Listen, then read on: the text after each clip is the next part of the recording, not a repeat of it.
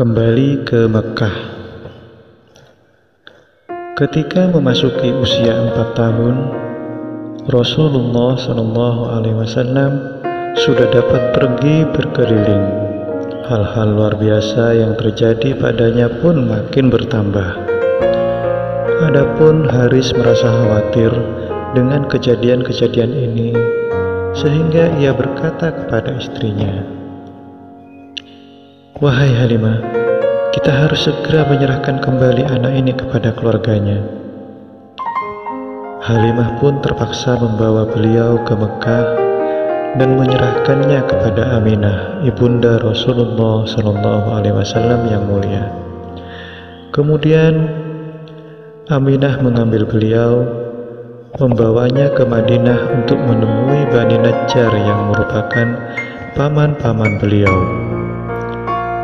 Pada waktu itu, para peramal dari kaum Yahudi yang berada di Madinah melihat akhlak dan perilaku beliau seraya berkata,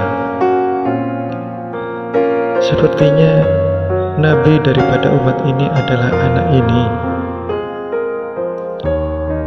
Ketika Aminah melakukan perjalanan pulang dari Madinah ke Makkah dengan beliau, dalam perjalanan Aminah meninggal dunia.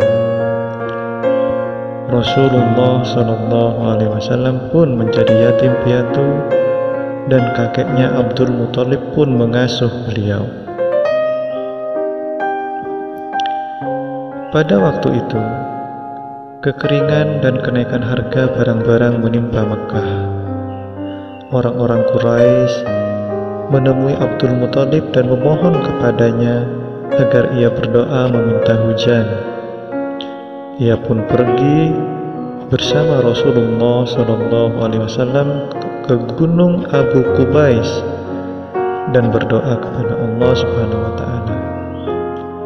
Dengan keberkahan dan kehormatan Rasulullah SAW, Allah Subhanahu wa Ta'ala menurunkan hujan dan memberikan keberkahan yang besar. Pada saat itu, beberapa penyair membuat syair mengenai kejadian ini untuk berterima kasih kepada Abdul Muthalib. Ketika itu Rasulullah SAW berusia 7 tahun.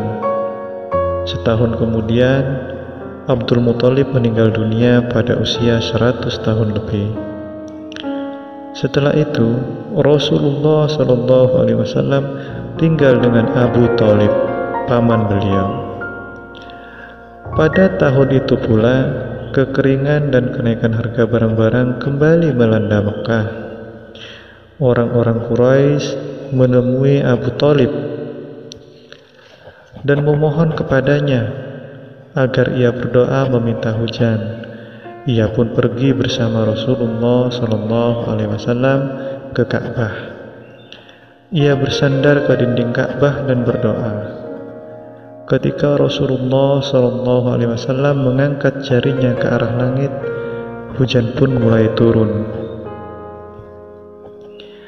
Jurhumah bin Urfuta yang merupakan salah satu orang yang berada di kota Mekkah pada saat itu menjelaskan, "Pada suatu tahun saya mengunjungi kota Mekkah. Orang-orang Mekkah bermusyawarah mengenai keadaan kota Mekkah yang kondisinya sangat buruk karena tertimpa kekeringan dan mengalami kenaikan harga barang. Ketika sebagian dari mereka berpendapat untuk berdoa kepada patung Lat dan Uzza, dan sebagian lainnya berpendapat untuk berdoa kepada patung Manat, seseorang sesepuh di antara mereka berkata kepada mereka, 'Ketika masih ada keturunan Nabi Ibrahim alaihissalam di antara kalian, mengapa kalian mencari yang lain?' Mendengar ini, orang-orang Quraisy segera bergegas menemui Abu Thalib dan memohon untuk berdoa meminta hujan. Ia pun pergi menuju Ka'bah.